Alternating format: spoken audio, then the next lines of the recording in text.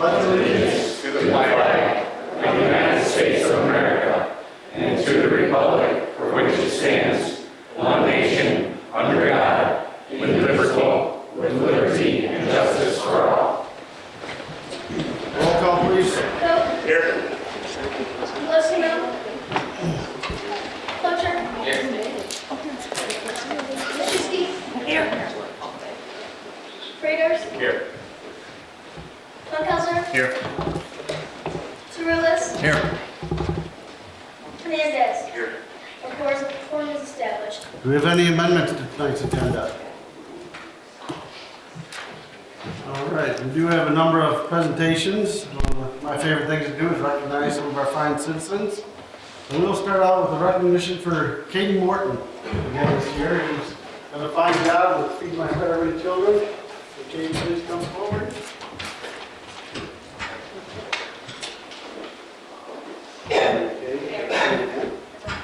Oh, wonderful. Thank you. Let me read the certificate, and then you can tell us a little bit about your work this year. So, Katie, the Mayor and City Council of the United City of Yorkville present this certificate to Katie Morton in recognition of her inspiring and passionate achievement in bringing an entire community of 875 volunteers together to package 209,952 individual meals, and by raising over $45,000 in local donations for the international relief organization Feed My Starving Children. Katie's countless hours of hustle and skillful coordination have made a seemingly impossible volunteer and fundraising goal possible. The impact of her hard work is not only felt worldwide, but the demonstration of such a stunning example of selfless leadership in the Yorkville community will be difficult to surpass. Presented this 13th day of February, 2018.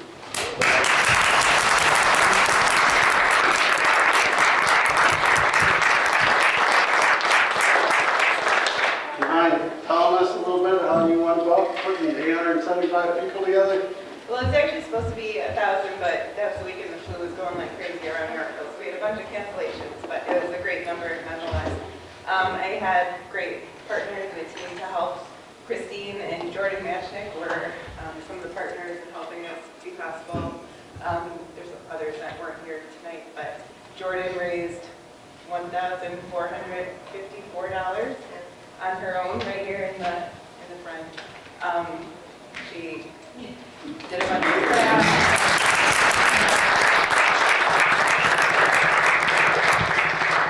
So it was a team effort from everybody. We have a lot of business sponsors that are in the back of our shirts all throughout the community. We did a bunch of fundraisers. Trinity helped us, Community Church helped us in Olive Garden. We did a fundraiser there. Actually, because she was one of our helpers. Nice. So just different things throughout the community to raise the money, and we had a waiting list still of about 150 people. So even though we doubled it over last year, it seems like there's even more desire to do it even bigger than last year. So we'll see what next year brings. Well, thank you again, Katie, and hopefully we'll see you next year. Absolutely. Thank you.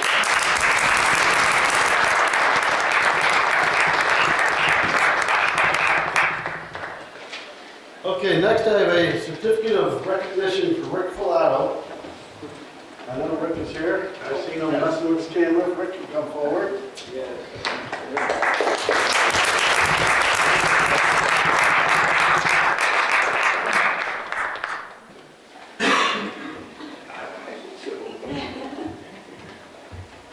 can't bring Rick up without Carol.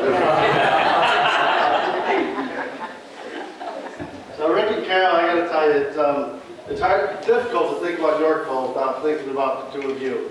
All the good things that represent Yorkville, you're a part of. I mean, you keep Yorkville that small town feeling, and just make it a great place to live. So the City Council and I, we do have a certificate for you, but I would like to read off some of your accomplishments over the years. It's a long list, so please bear with me. So Rick, in 1993. After 38 years of teaching band at Yorkville District 59, Mount Prospect, Dempster Junior High School, he retired from teaching band to move to Yorkville and started a 21-piece Yorkville Big Band that summer. In addition to his popular third Sunday dances at the American Legion, which are open to the public, the Yorkville Big Band has been performing for the enjoyment of the Yorkville area at numerous venues, including the Aurora Paramount Theater, every Yorkville Hometown Days, Yorkville's Music Under the Stars, the 4th of July celebration here in Yorkville, before and during the fireworks, benefits for numerous local functions, the Sandwich Fair, 2 USO shows for our local vets, and including his wife Carol, who is the master of ceremonies for the band. You can catch some of his videos on our cable TV channel, Channel 17, almost every Friday night. John Radio Russell's weekly FM Big Band program. You can frequently hear the Big Band's 3 CDs being played. Some of the band members have been with the band actually all 25 years of its existence. I understand some of the singers even perform in Vegas and some of the larger shows right here in Chicago. So obviously they started when they were teens, I guess, right? But lastly, and probably most importantly, and something that the Boy Scouts are always involved with, is the Memorial Day service. I don't think anyone who's lived in the town any length of time has probably been to the memorial service, and just a big part of what Yorkville is, that service. So, Rick, I would like to present you with this certificate. So the Mayor and City Council of the United City of Yorkville presents this certificate to Rick Filato in recognition of his personal contributions to the Yorkville community by founding the Yorkville Big Band 25 years ago and serving as a director all these years. The Yorkville Big Band has provided countless hours of musical entertainment throughout the years for our residents. His ongoing support and contributions to the Yorkville community have made this a great place to live.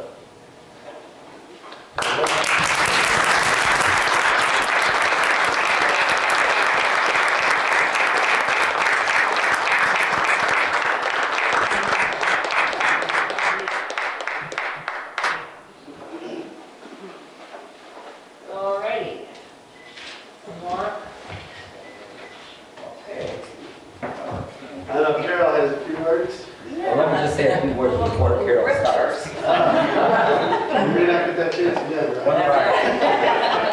One of our first gigs, playing performances, was in Plano for their hometown days, and I was up there directing the band, and I looked down, and Carol was in the audience. So I said, "Come here, Carol," and I pulled her up here, and I gave her the microphone, and she hasn't stopped talking since. Okay,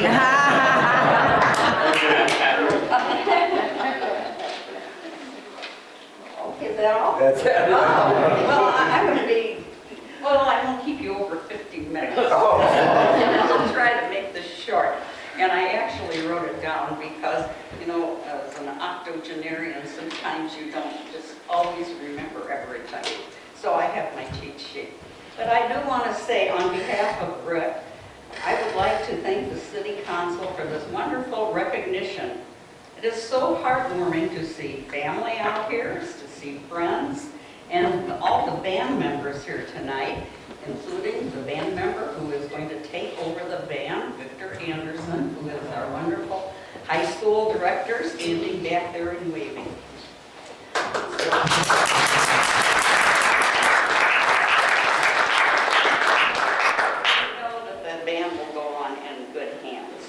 So anyway, I started with the band as a nurse, and I became a Band-Aid.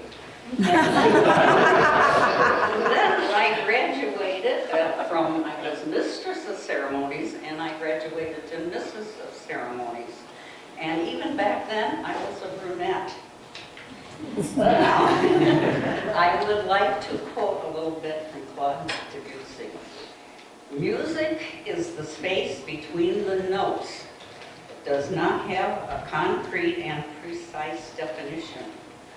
We know that music is every sound that reaches our ears. And our heart says that it is something fabulous. That is music. And this band, these band members have been fabulous. It's just like, you people just don't realize all the talent that's sitting here in this room, the musical talent. It's been just wonderful to be part of that group. So anyway, that is music. And may I add, music is motion in time.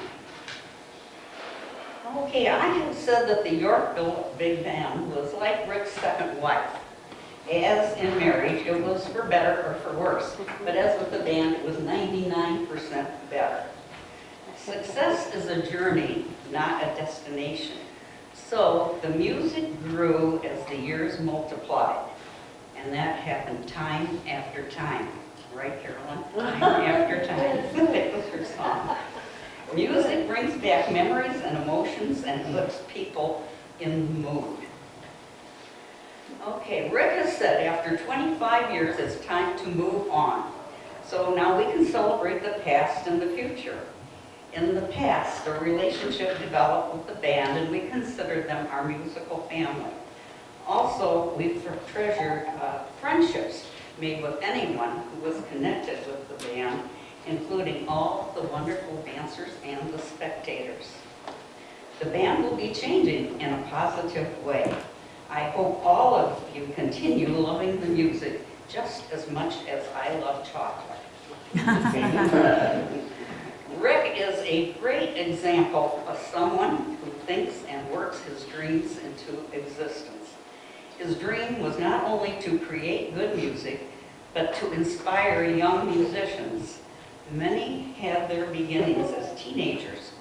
Rick also hoped to give meaning to life through music through the years, as music is for all ages.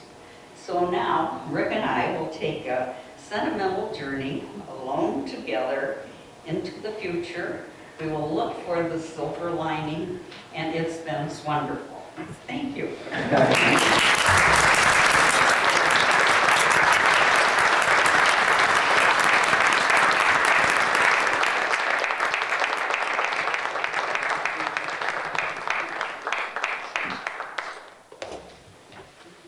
Okay, I do have one more presentation this evening. We have a couple of Eagle Scouts we would like to honor.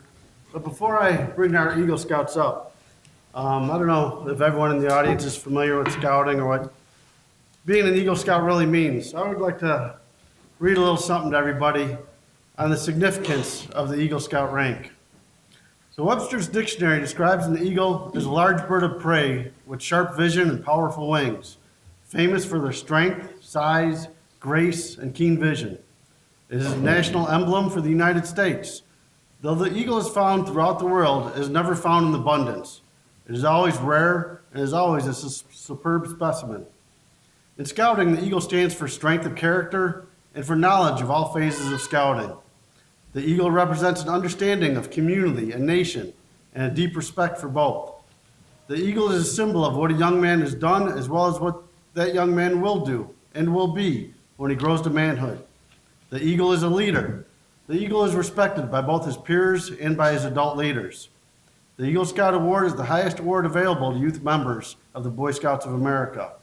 It represents many years of dedicated effort and the successful completion of a long process which starts when a young man becomes a Boy Scout. It is a demonstration of how people working together can truly help mold a young man with a solid sense of leadership, citizenship, and responsibility.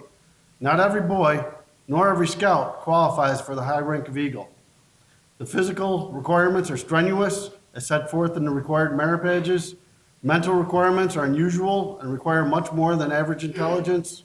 Perhaps an even more difficult and more important requirement for the Eagle Scout rank is the personal character of the scout as reflected in his attitudes toward God and the ideals of scouting, as reflected in his cooperation and service to others in church, the home, school, and community.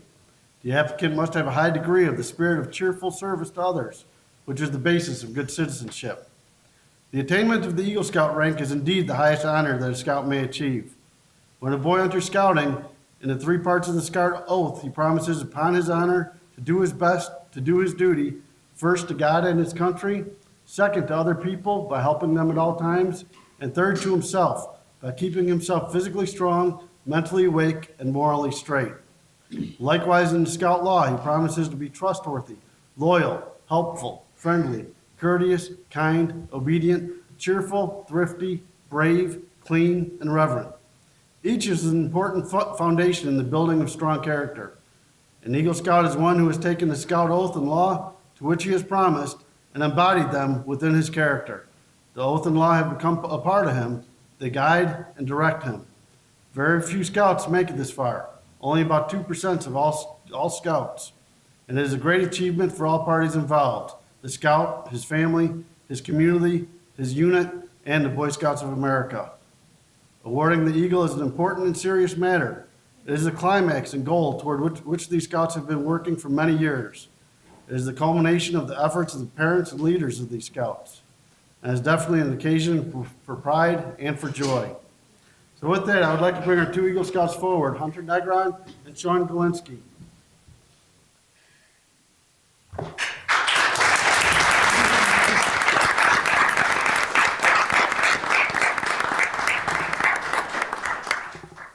Now surprisingly, both of these scouts both performed in the Yorkville Community Band last year.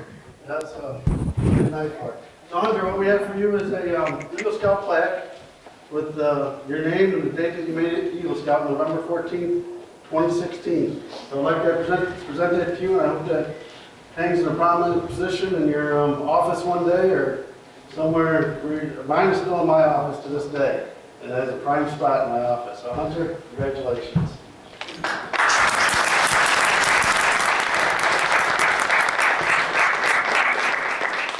Hunter, I wondered if maybe you could tell us a little bit about your, maybe your journey to Eagle or about your Eagle Scout project. Well, I can say it was a lot of fun. My project, I did almost coming up 2 years ago now. I assisted in painting the classroom campus at the local chapel on the green. Organized about 15, 20 scouts together. We got it done. Chapel really loved it. Mr. Manthai was an integral part in helping me succeed with that project, so I thank him too for that. Other than that, it was quite a memorable experience, and I cherish every memory from it. Wonderful. And Sean, congratulations to you.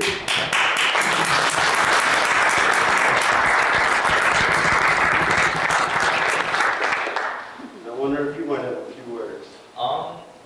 So at the beginning of July, myself and a group of dedicated volunteers, we constructed a pergola down by Riverfront Park. We did it relatively efficiently. We got it done in that weekend alone. And I can say I could not have done it without the tireless efforts of Tim, Scott, and of course, my parents and my troop. So, I want to thank everyone, even though most of them aren't here. But if any of you want to go eat lunch there at one time, it's down there. We can go eat lunch. And now we even have a park there. Yes. So it's ready to go. So gentlemen, congratulations, and would Mr. and Mrs. Negron and Sue, you want to come up for a quick picture? Oh, look at how she's looking at you.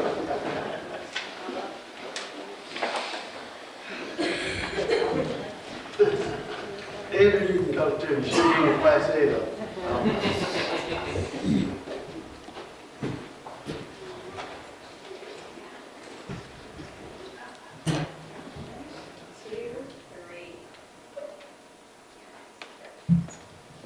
All right, boys, stay involved in scouting your whole life.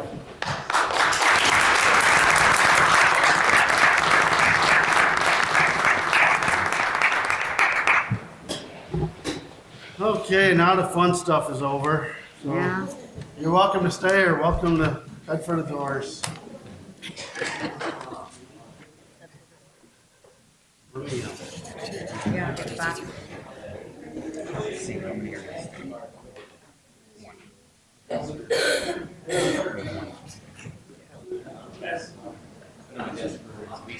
No, I think you're overestimating that.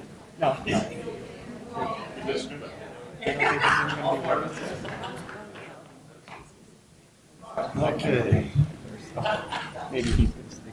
Oh,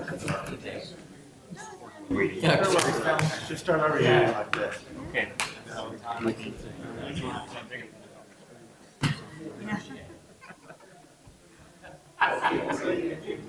Okay, at this point, I will open it up to citizen comment.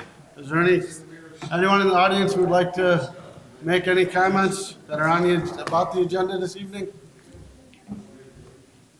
Hearing none. yes. Oh, yes, sir. A comment, I was told by your staff that a comment can be made, or a question can be made after the meeting. Yes, Is that correct? correct. If it's not on the agenda, if it's short, you can do it now. Because I know we have an executive session, which might be quite lengthy. You want to do it now or after the meeting? Afterwards? Okay, that's fine. Okay. So I will entertain a motion to approve the consent agenda. So moved. Second.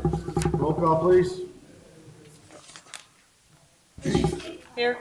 Oh, yes. Yes, I am here. Cirillis. Aye. Here. Yes. Wackelser. Aye. Coe. Aye. Hernandez. Aye. Butcher. Aye. Motion passed. I'll entertain a motion to approve the minutes of the regular city council meetings of January 9th, 2018 and January 23rd, 2018 as presented. Second. Sergeant so moved. Comments, questions, corrections on the minutes? One, Mr. Mayor. Yes, sir. Page 4 of the January 9th minutes under downtown TIF, first line, it's missing the words, Alderman Koch made a motion to approve. That's it. Which meeting was that? I couldn't hear you. January 9th. And you said page 4 downtown 10, Yes, first line. and it's missing. The words a motion.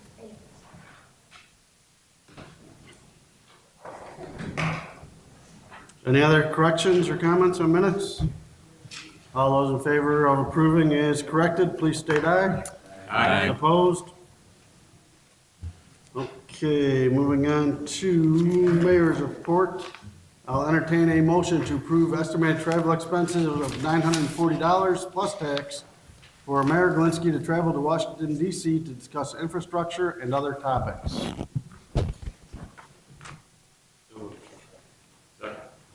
Comments or questions? This is, yes, sir. Congratulations. Well, thank you.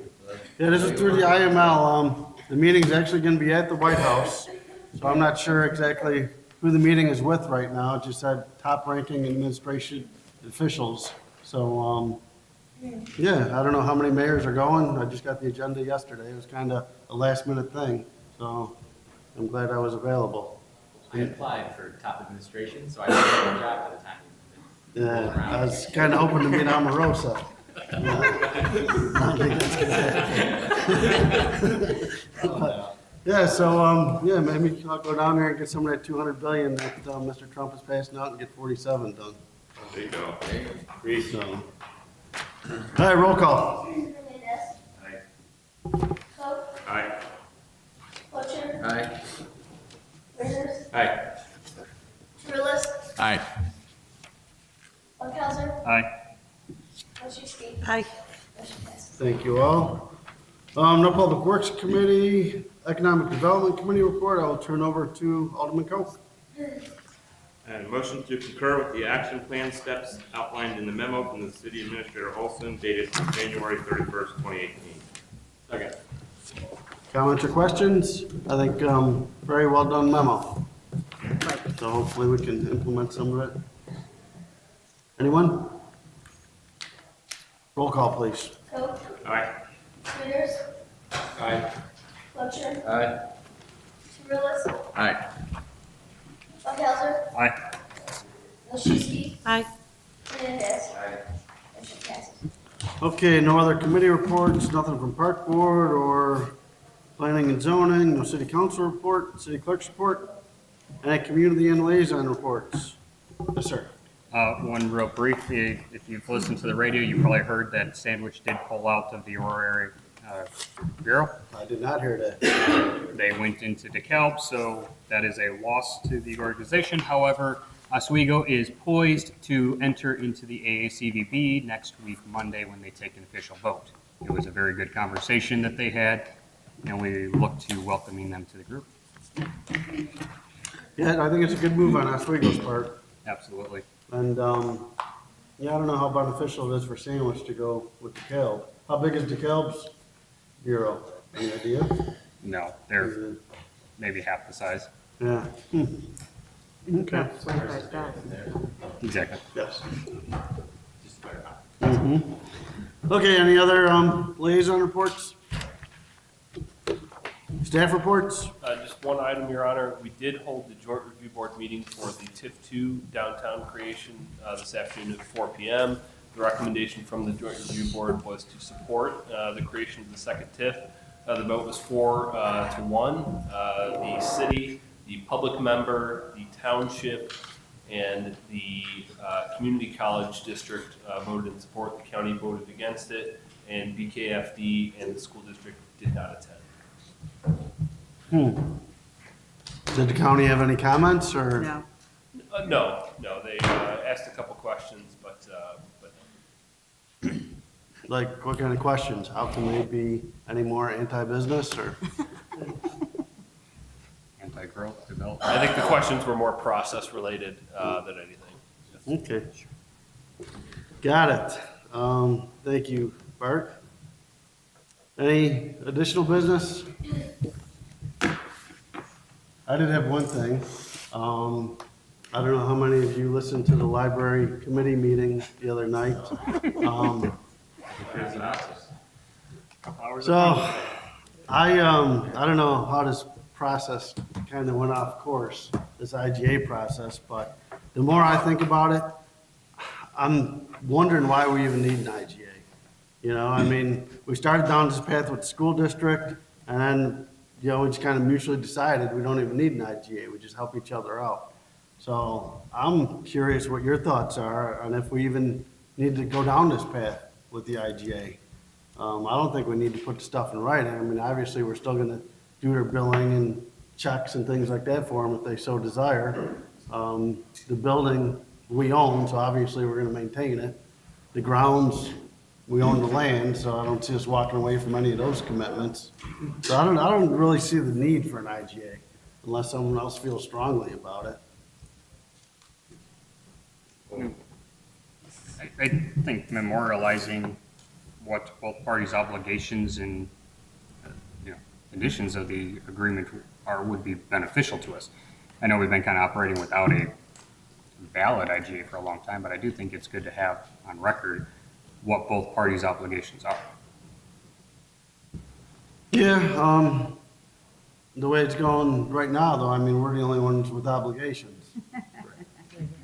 You know, I mean, and then But you put it they in have writing, and expectations of us. I mean, then they just throw it in your face. I mean, you're supposed to be doing this, this, and this, whereas without the IGA, we do it on our timeline like any other landlord. Right. Yes, sir. Thing I would wonder, with the attitude that they really took, if you listen to that 2.5 hours, how do you go into an agreement with someone if they really feel that way about you? That's something that's really sitting in here at me, and I think they owe a few people apology on this council, for sure. And staff. And staff. And staff, exactly. Definitely. Yes, sir. Call me crazy. I've never really been one to apologize for feelings that I have, and I do apologize if they ever, become misconstrued or I offend someone. Then again, I probably wouldn't apologize, so take that back. As far as being crazy, guilty. As far as the response to my comments and then the visit that we had by the gentleman from the library board, it always seemed to me like we always need to just take a step back and kind of reevaluate when our emotions were a little bit cooler. And you could tell from the meeting minutes that isn't happening. So while yes, I agree with you. Right now, I don't think we need an IGA. There's no way I want to be in the same room with the majority of the people on that board, especially considering how publicly volatile they seem towards our entire council. And the fact that staff has to put up with being treated like that. As an appointed board, maybe my assumptions are different based on the fact that this is an elected chair, but I always assumed that you would go into something looking for the best interests of your community to sit in front of you. That should be in your windshield. Personal vendettas or particular problems, whether it be with me or any other member of the council or member of staff or you personally or Tim, whatever it might be, those can always be handled professionally. And I just find it really, really strange that it came to what those minutes show. And also the fact that you can have a 2-hour plus meeting that doesn't really go anywhere. In my opinion, I do think an IGA is eventually necessary. As it stands right now, I've talked to a couple members of council, it does make sense. Just let it fizzle, maybe reapproach it when either they have some leadership that can kind of contain some of those emotions in a public setting, or basically just let them do everything that they want to do on their own, understanding that we're still, at the end, we're still the landlord. So we can fulfill our duties, but if they want to manage every little piece that was going to be a part of that IGA, at least from that tone that they have in the meeting minutes, maybe we aren't as important as we think we are, which is fine. I'm always the first one to admit that I might be wrong.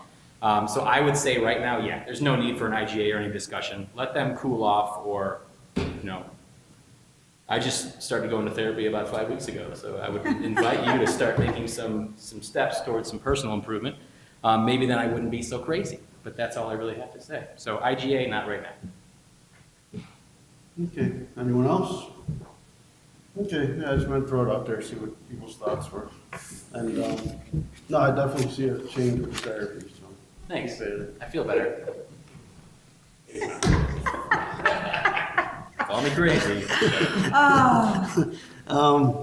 We do have an executive session tonight, so I will entertain a motion to go into executive session for litigation.